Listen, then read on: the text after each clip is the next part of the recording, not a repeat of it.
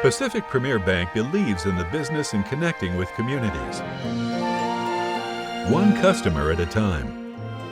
Whether it's your kids' baseball team or local services organizations, we've been supporting businesses and individuals in Southern California for over 30 years. Helping you succeed is our business. Contact Pacific Premier Bank today and let's talk. Good morning. Welcome to another episode of Good-Hearted Leadership, the show about people who do well by doing good. And we've talked about the principles before, and I don't want to spend a lot of time on those because today I've got a special guest who really understands leadership from the inside out. As a young man, he had a chance to participate in 2 NCAA finals, winning one and losing the other. In addition, he has been a master of leadership here in the Inland Empire, and he is currently the Senior VP at Pacific Premier Bank, and I'm so proud to be able to introduce StanMorrison. Stan? Hi. Thank you, Ray. It's a pleasure to be here with you. No, it's a joy. You know, what I'd like you to do, if you can, Stan, this is about leadership, and part of what we know from our own experience, good-hearted leadership, is having the courage to make decisions that are unpopular and bringing other people with you. I saw a quote the other day that I really liked. It said, Cicero spoke and the people marveled. Caesar spoke and the people marched. Ooh. So tell me a little bit about, some of your experience. Go back to those early years when you were learning leadership on the team and how that all worked for you. Well, I worked, and it wasn't work. I had an opportunity to play for a man by the name of Pete Newell, who was a brilliant coach. After we lost in the final game in 1960 to Ohio State, in basketball, by the way, our coach retired and he became an athletic director. But he did coach one more short season, and that was the 1960 Olympic Games in Rome. And they won every game by an average of 32 points, and he had people like Jerry West and Oscar Robertson as his guards. So it was an incredible team. And but watching him and watching the manner in which he treated people the way they needed to be treated, didn't treat everyone the same. Some people needed a thumb in the back and others needed an arm around the shoulder. To watch that leadership style was really a great learning experience for me. I was so excited when I finally could go buy a car without calling coach to find out how he felt about that decision. And I thought he was one of the most strategically well-groomed people I had ever met, to understand how to take on a particular opponent and to do it with a way that made sense and allowed our team to stay in its strengths, and how to cause the opponent to play differently than they practiced, which is really the essence of sports today from a defensive perspective. He was a genius. Certainly your audience will all know John Wooden, and we had the pleasure of beating John Wooden 8 consecutive times. So that's really meaningful. It tells you how great a coach Pete Newell was. Yeah. Well, I think the fact that you played with Oscar Robertson and Jerry West, and then beat Jerry West, which is a real testament. But what you said, and I think is really important, and what we're discussing here is strategic leadership. The idea that in order for you to change people, you have to first get them involved with a purpose. Tell us a little bit about how Pete was able to do that, and then how that kind of taught you to move forward. Well, I think number one, if a coach or a leader walks in the door down, all the employees or the players, they're going to be down too. But if the coach walks in, has that look in his eye or her eye, is enthusiastic, is highly organized, it lifts the people who are following the leader. And I think that one of the single most important ingredients or traits of a great leader is predictability. I know my coach is going to be upbeat, positive, prepared, and ready to compete. And that's a great feeling, as opposed to having to throw your hat in every day to see if they're up or down, how they are, do they have a drink of wine at lunch today, all those things that people look for. No, I know the same person is walking in the door every single day. Now, there may be things going on in his or her life that would cause them to be down, but they're not going to bring that to the workplace. And I appreciated that level of consistency and predictability more than I could ever tell you. And I adopted that. I adopted that a long time ago. And I think a lot of the traits that allow someone to be predictable, you make decisions about when you're 10, 11, or 12 years of age. Are you going to be an enthusiastic person? Are you going to be upbeat? Or are you going to be a down guy and pessimistic? I think that's a life decision. And you already know, Ray, the decision I made when I was 12. Yeah. Well, no, it's funny. Einstein, has a lot of quotes, but one of them that really has always touched my heart is he said the most difficult decision a person will ever make is whether the universe is a friendly or a hostile place. Well, that is really important. Einstein had another great quote when he said, "We cannot resolve the problems we have created with the same level of thinking with which we created them." Yes. We've got to go to a new place. And I think with a team in preparing for an opponent, or a business when you're preparing for a project, when you share that vision and you share the process, here's how we're going to get there, I think it becomes very inclusive, as opposed to the mystery and all the surprises. There are going to be plenty of surprises, even surprises for the leader. Yes. And so I think in that sense, to hold on to those kinds of things. I mean, when you have great visionaries like an Einstein, I think there's something to be said for studying those kinds of people and seeing how they in fact operated as human beings and as leaders. No, I think that's very important. And if I can piggyback on your athletic model, I had a plant manager that I really respect at one time, and he said to me, off the cuff, he kind of said, I really have to be careful about how I walk out of this office and walk onto the floor. If I don't have a smile on my face, they're all asking me what's wrong. So I have to bury my feelings and walk out there as the leader, and that's exactly what you said about coaching. Yeah, and that gentleman, that's great intuition. That's a great understanding of the human dynamic, and I think that's really, really important. I think of all the traits that we have, and I mentioned predictability, I think the single most important trait of a great leader is communication skills. And for him to be able to communicate that to you is a real moment of learning for you. And it's a refortification for the speaker to understand, I've got to continue to be as alert and to have that high level of consciousness about how I'm impacting others. Somebody had I don't know who said this one, but I believe that with respect to this, communication skills. Words can heal and words can wound. And I think people who understand that, understand something that my coach said after he saw me coach the very first game I ever coached as a high school coach, and he was there. And he came back to me, the locker room, because I was coaching every bounce of the ball, every pass. And he said to me, "You get more bees with honey than you do with vinegar." Yeah. I never forgot it, obviously. Yeah. Well, I think to that point, the issue of how we lead, and the fact that you mentioned this very early on, saying that we have a tendency to lead people from where we are instead of from where they are. And what you said is that Coach Newell understood that some of you required that thumb in the back and others needed an arm over the shoulder. Tell us a little bit about that, how you were able to guide your people and why that became such an important part of your philosophy of coaching. Well, I think everybody understands in the world of athletics, we talk about the term potential all the time. We hear about the term overachiever. There's no such thing as an overachiever, or you wouldn't achieve it.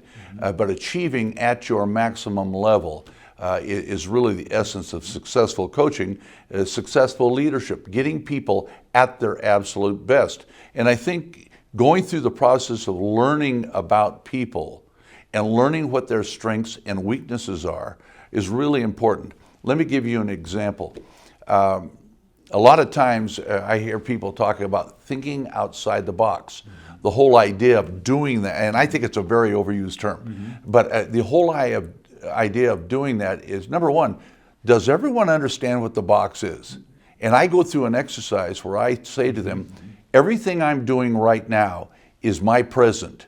And as soon as I'm done doing it, it becomes part of my past. And everything in my past are my mores, my values, my experience, my wisdom, and that impacts my present. So you get caught and they put a box around your present and your past. And the reality is the action is outside of there where possibility is. Now, taking it one step further, with respect to strengths and people understanding what they can do well and what they don't, I do an exercise with young people that I mentor, and I tell them, here's what I'd like you to do. The next 10 phone calls you get, and I want you to keep a sheet of paper with names and dates. I want you, if it's a close friend that knows you well or a family member, say, time out. Can I ask you a question? They always say yes. Tell me what you perceive my 3 greatest strengths to be. And people are more than happy to tell how they perceive this person. And I said, if you keep a record, you're going to see a very strong trend. I remember the first time I did it, and someone said to me, your greatest strength is that you're 6 feet 8 inches tall. I said, I never thought of that as a strength. I said, how do you mean? He said, well, you walk in a room and everything stops. I said, oh yeah, Godzilla just walked in the room. But to learn those things about yourself is sometimes very, very surprising to people, to understand how others perceive you.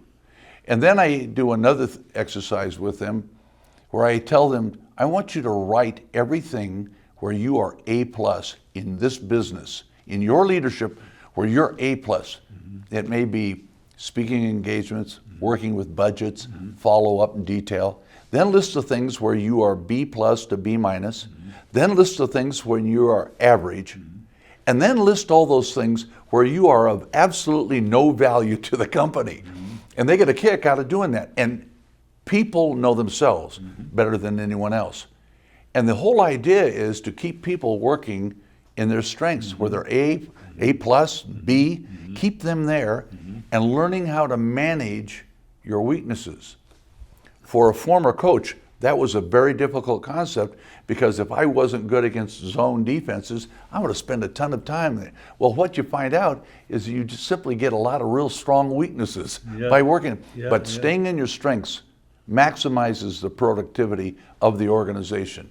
And that's the challenge to leaders, to find that about, I want to know what Ray does best, and I'm going to keep him doing it all the time because he's happy and we are really productive.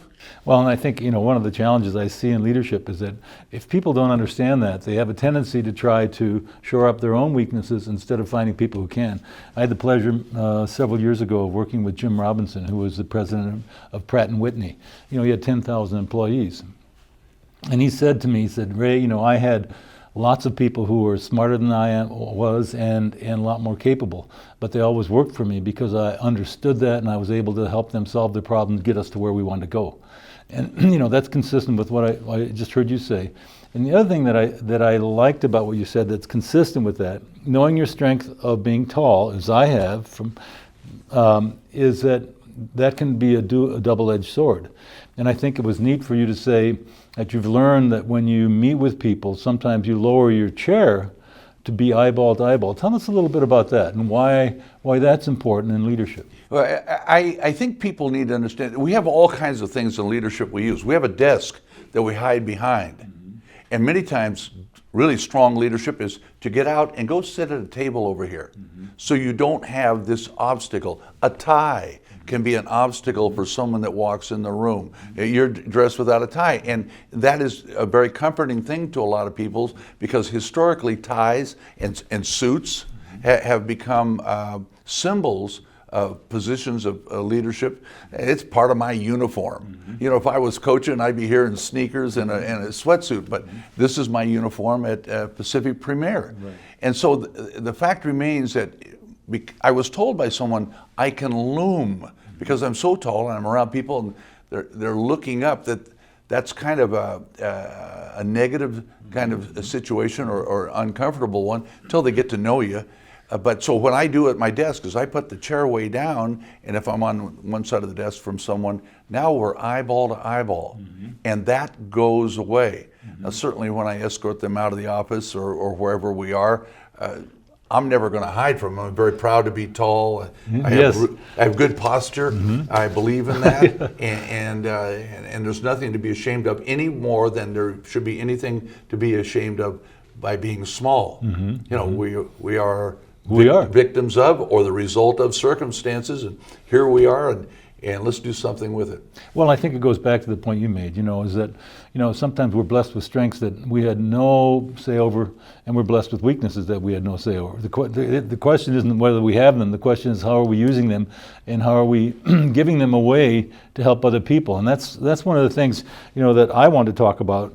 You've talked about shared vision, and as coaches, it's so important for them to know this is where we're going. We may not make it today, but this is where we're going. Tell us a little bit about that in perspective of your growth as a leader and where you are today. Because you've been a coach, you've been an athletic director, and now at this point in your life, tell us a little bit about your vision and what you would like to leave. What's the legacy of StanMorrison? We have about 3 days for this. That's a great question, and thank you. I really do believe in sharing the vision. I think when everyone can get on the same bus and they're headed in the same direction, I think shared victory means so much more than individual victories. It's not even close. It's one of the wonderful things about team sports, and one of the difficult things for a lot of leaders who have never participated in team sports. We hear it a lot about someone who happens to be the only child in a family. They didn't ever have to have the opportunity to be of a team of 2 with a sibling, or 3 or 4 or 10. And so I think there's something to be learned with others who are going through situations. You grow from those experiences. For me personally, in coaching, I worked hard to really make sure that we understood the mission and vision of the university. And I'm the guy that sat in the living room when I recruited young people as a coach and looked the mom and dad in the eye and said, are we in agreement that we're going to do everything we can to assist your son in graduating from this university? And everybody at that time is, oh yeah, absolutely, I want that scholarship.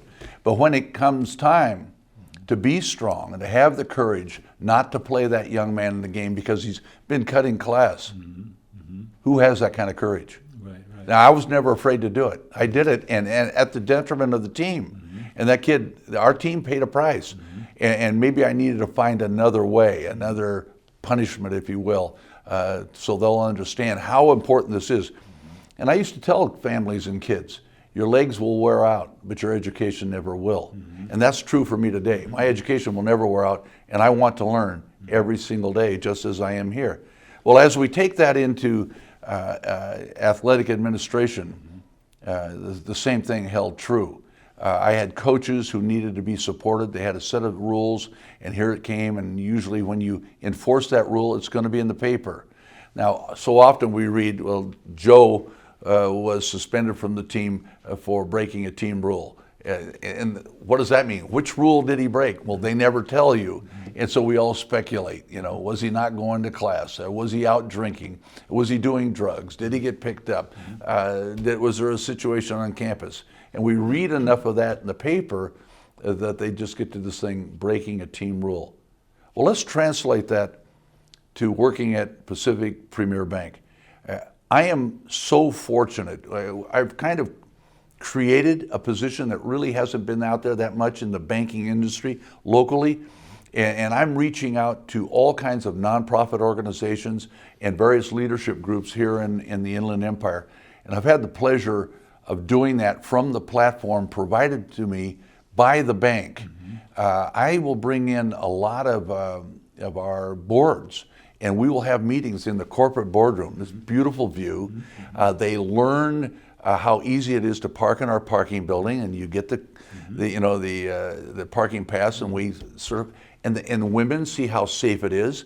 They see it's a shaded place in the summer, when it's really hot, and then they get to meet my president and our CEO and other, senior executive vice presidents, and they get comfortable in this community bank. And Pacific Premier is a bank that really is involved in the community. So when I bring these people here, later I'm able to take them to lunch or to breakfast and ask a question that all the time I coached and was an athletic administrator, I never got to ask anyone.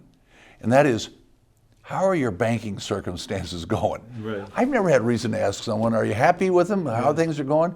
And then I could say to them, if you're interested in maybe making a change, please call me, because I'm in a position to make you very, very happy. I was at a meeting this morning where I heard someone who's the chief executive of a large banking firm and talk about how excited their customers are. They had a video that demonstrated that. And to hear these people talk about being called by name and being welcomed and people shaking their hand, she didn't talk about, or any of them didn't talk about how much they were making on their deposit. Right. They were talking about how they were being treated. Right. And that's the essence of leadership. No, how and are you being treated? And I think that's the whole idea of what we're talking about is relationships. And as a leader, you either have a chance to build them or destroy them. And one of the things that we talked about very briefly, and I'd like us to go into it in terms of you're working with millennials, helping both athletic, business, and nonprofit leaders deal with that group out there who wants meaning as opposed to maybe a job, which might have been more relevant in our period. Yeah, in our time, we looked for a job and went to wherever that job was, that city. Today, the millennial, and by the way, I don't want to be guilty of, with one paintbrush, painting everybody the same, 83 million people for Pete's sake, but they look for a cool city and go find a job there. That's different. And they it's simply they were raised and educated in a different fashion. They play a game of thumbs now. Everybody is in social media. Not many read newspapers. If I could give young people today, the millennials, one gift, it would be to give them the newspaper to read from front to back. I do that daily. I make sure I'm not in the obits, okay?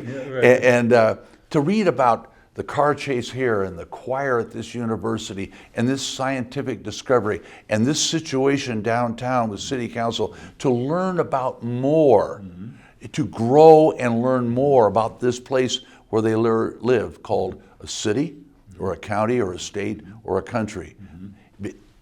I've found in my personal experience, it's a pretty narrow education the vast majority have, but they are the smartest generation ever devised in the history of man. They are so bright in narrow areas, and we've got to broaden that. And on the job, they can learn to broaden that in dealing with people and other things.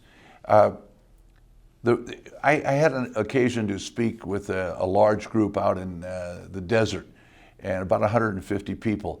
And one thing I said to them, when the young millennials come to you, understand, you need them. You need the skills. We are, you and I, Ray, we are technology immigrants. They are technology natives. It is part of their DNA. They understand it. So when they come in, we can't be sitting this way. We've got to be sitting this way. We need them. And we have something that they seek. Okay? Understand, they don't want that 6-month review. They want them daily. How am I doing? Also, they are seeking from us life experience. Wisdom. They want that so badly. It's like almost the grandfather complex. Tell me about, you fought in the war. Tell me about it. What was it like on the farm? They want that. That may be part of that daily newspaper they're not getting. And they certainly want it. I will tell you, I have worked with some of the most magnificent, productive, team-oriented. They are great team players, and they want to get it done now. They are very task-driven. They want to do it now, and what's next? They want to grow, they want to grow, they want to grow. If I had my way, I can tell you the names of 5 that I would hire right now. I don't know what business I'd go into, but I would hire them, and we will be so successful overnight, you can't believe it. Because they are so driven, so organized, so detail conscious, incredible follow-up. And and they are really goal-oriented people. Well, and I think one of the things that I shared with you before the episode began, but one of my visions has been we have all these North End baby boomers, people like yourself and myself, who are struggling to find somebody to take over because the kids don't always do that. And we have all these young millennials who are looking for an opportunity. And one of my goals has been to connect guys with less than 5 employees, or gals with guys and gals who are young, who are saying, I'm looking for an opportunity. Part of, when you're working with millennials, how do you see us being able to develop a model that would enable us to engage that? Because we don't want to lose the wisdom. We don't want to lose the talent, the financial, and all the others that is sitting there as kind of an opportunity waiting to be given to them. That's a great question, and it's probably a question that's on the mind of millions of people in our country right now who see themselves aging out of their profession, aging out of their business. I will tell you this, there's a book out called Die Broke, okay? Don't share it with the kids. Yeah. Go spend it, travel, die broke, okay. And I don't plan on dying broke. And there's another one that needs to be written, and that is Die on the Job. Mm-hmm. There is something about the interaction with people. Mm-hmm. There is something about the day-to-day repartee, the intellectual stimulation of dealing with challenges, projects, people, circumstances that allows people to keep going in their job. Mm-hmm. So just because someone said on an insurance chart, mm-hmm. at this point, historically people have died, or at this point people have stopped working, not now. Mm-hmm. Not now. Right. You can keep going if you stay intellectually involved. I'm involved with some folks who are very much into the long life issues. Mm-hmm. As you know, there are 5 blue zones in the world where people are living well into their hundreds. And I have a personal goal in that regard. And I have no intention of rolling over or retiring, none whatsoever. Yeah. And keep going. That doesn't mean you can't take vacations and go on cruises and trips and things like that. What it does mean is you're staying involved. And if you're staying involved, that keeps you open to teaching simply by how you are being mm-hmm. day to day on the job mm-hmm. with other people who are coming in that door, young millennials who seek that life experience that you have, mm-hmm. who seek that wisdom, mm-hmm. who seek people who've had it tough mm-hmm. and bounced back, and what they did to do it. Mm-hmm. They can learn on the absolutely, job. Yeah. And I think rather than finding a secret formula so they can hand it over, I think stay on the job, hand it over, but remain a mentor, remain deeply involved, because you know what's out there and they don't. No, that's very good. Stan, I want to thank you, and I'm going to have to wrap up the show, okay. And maybe we'll do this again. Oh, I'd love to. Right? Thank you so much. Thank you again. I wanted to say to the audience, this has been a real pleasure. We've had this opportunity to talk to a leader who's been at all levels, and we want to thank you. Come again. We're going to be doing this again next month. We appreciate it. Thank you so much. Anderson Business Coaching inspires extraordinary organizational results by engaging the talents of ordinary people. ABC opens the communication links from the top to the bottom of the organization to tap into an untapped reserve of creative ideas and solutions by the people who do the work every day. Secondly, we identify external resources that have the experience and capability to develop systems and processes that the internal staff can manage. Pacific Premier Bank believes in the business and connecting with communities. One customer at a time. Whether it's your kids' baseball team or local services organizations, we've been supporting businesses and individuals in Southern California for over 30 years. Helping you succeed is our business. Contact Pacific Premier Bank today and let's talk.